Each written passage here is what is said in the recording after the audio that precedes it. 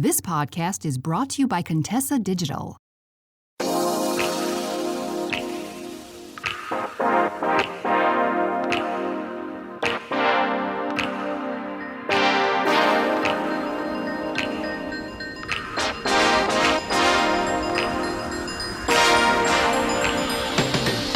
Hey, love, I am coming to you as someone who is in mourning.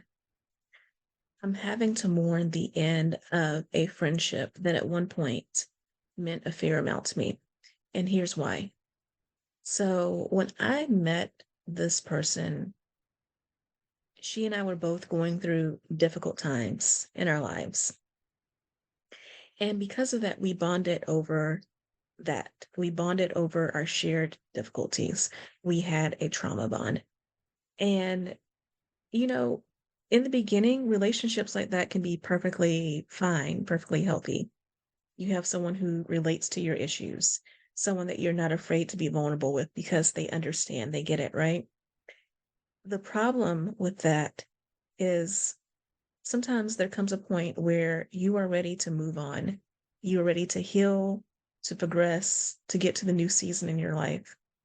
And if you are with someone who is not willing to do the same thing, then the two of you have reached an impasse.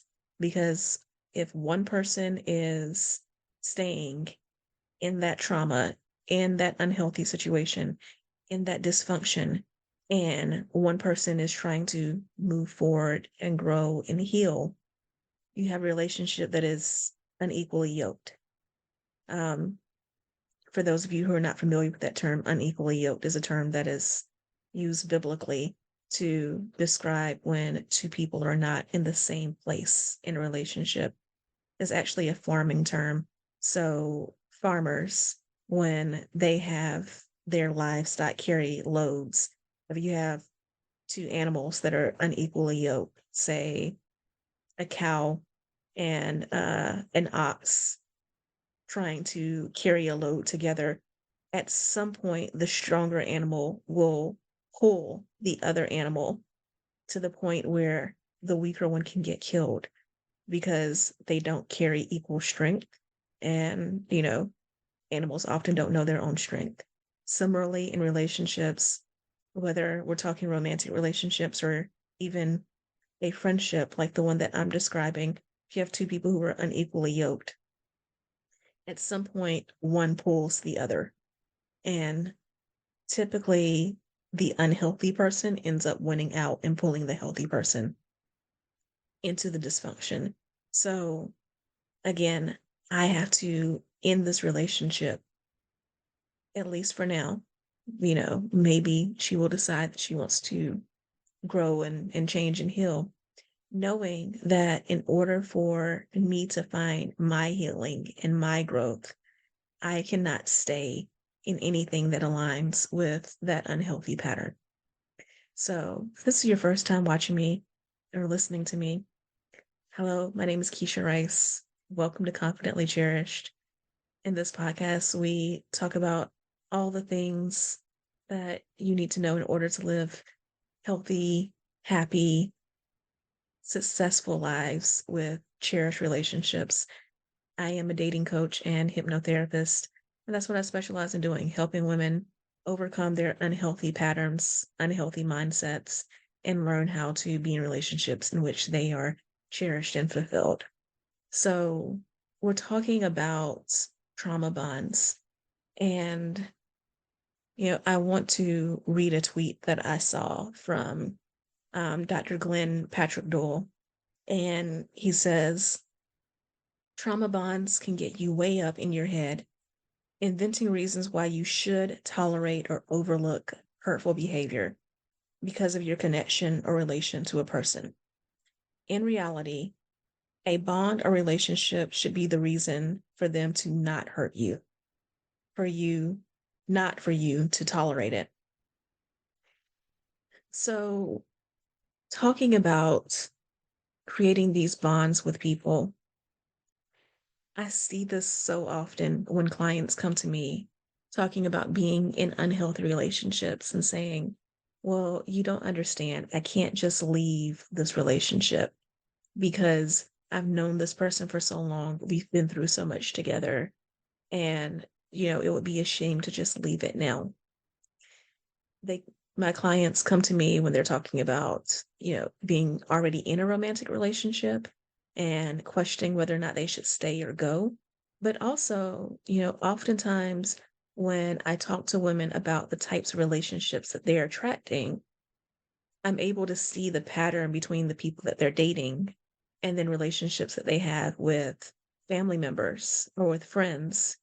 And when I bring up those unhealthy relationships, that's the response I get. It's like, well, hey, I've been in this relationship forever, or this person and I are related. We're blood. I can't just walk away from that.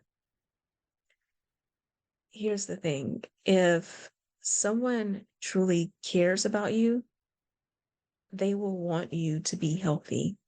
They will want you to be happy. And they will want that even if it means you taking some time apart from them.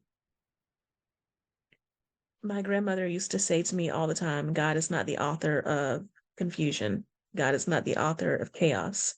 And it was her way of saying that when things are right, when things are meant to be, they make sense. So if you are in a relationship, again, romantic or otherwise, but if you are in a relationship in which there's constant confusion, there's chaos, you don't feel at peace, being around this person gives you anxiety or gives you, even if it's not anxiety or depression, it is a feeling of heaviness. Like, the difference between when a person is lighthearted and when they're heavy-hearted.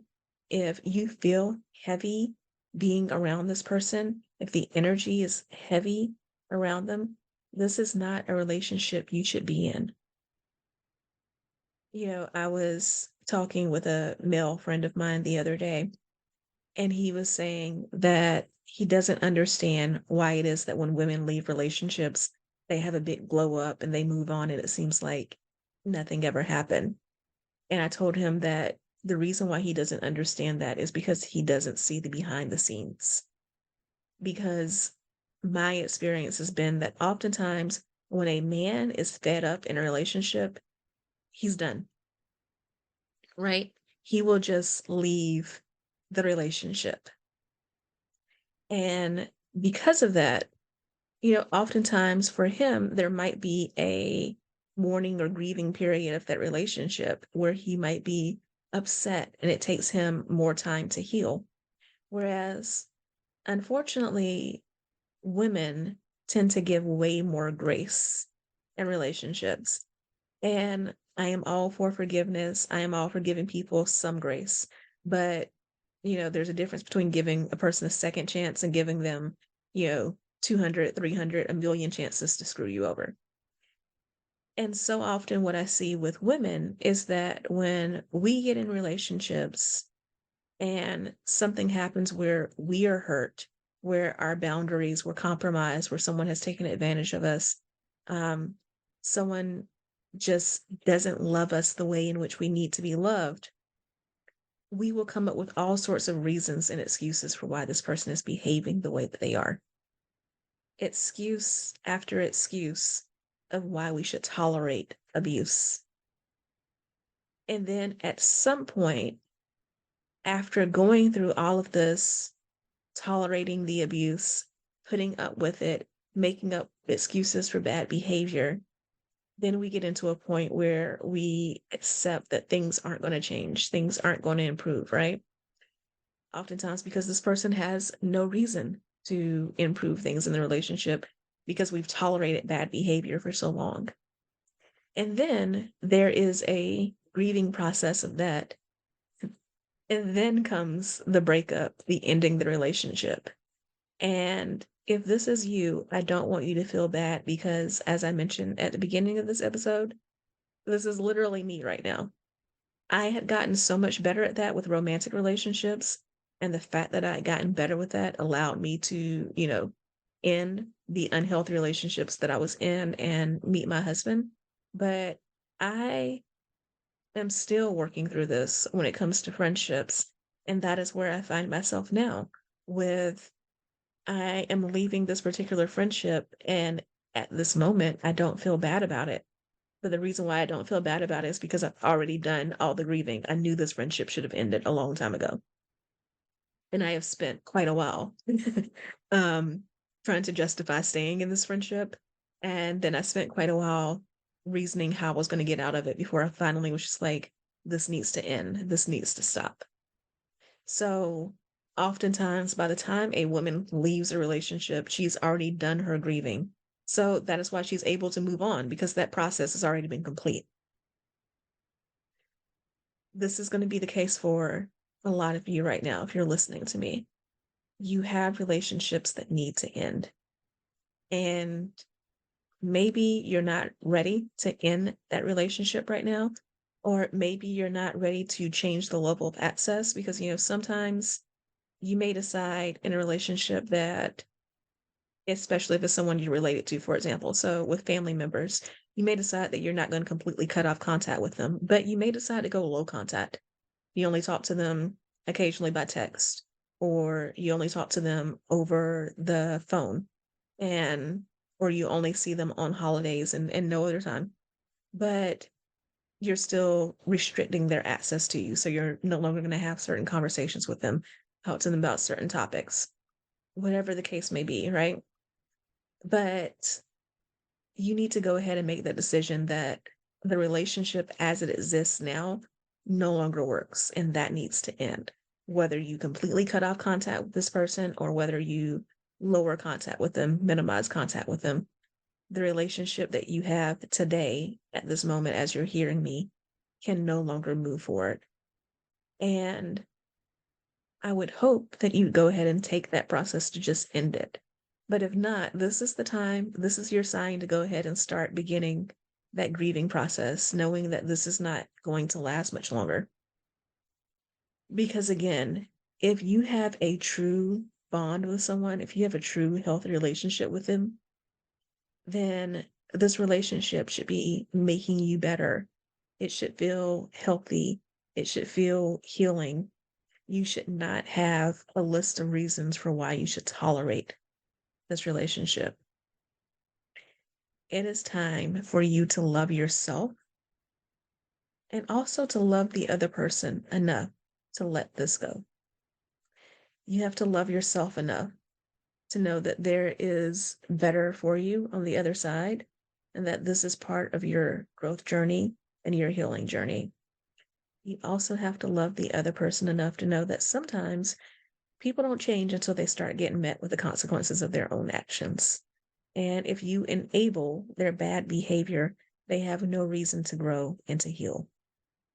So, what I would love for you to take from this is you do not love this person. You have a trauma bond. You do not love this person. You have a trauma bond. You do not love this person. You have a trauma bond. And it is time to break that bond.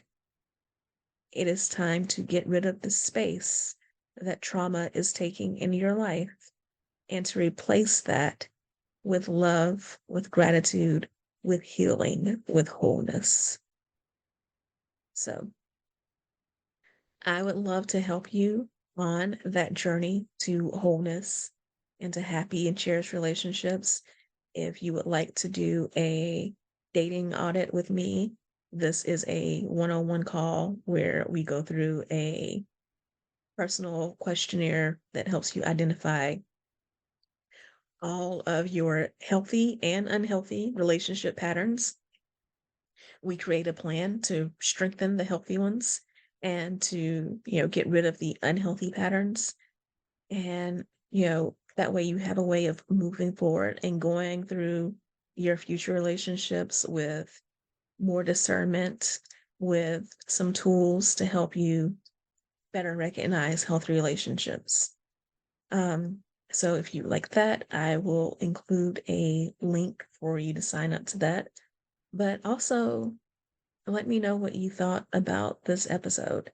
Let me know what takeaways you have. I am on Instagram, on TikTok, and on YouTube at Keshia Rice, Keshia Rice. So feel free to screenshot this post a link, let me know what you think, or to, of course, share this episode with someone that you think would get something out of it. And I will talk to you soon. Love you so much. Hey there. So you made it all the way to the end of the episode, which means I have two things to say. One, thank you so much. I truly appreciate it. And two, you like me. You really like me. So I would appreciate it if you would show that like by subscribing to this podcast so that more people can hear about it and enjoy it as much as you do. And if you want to know more about any of the links that I mentioned on this episode or any guests that I've had, be sure to go to KeshiaRice.com/links.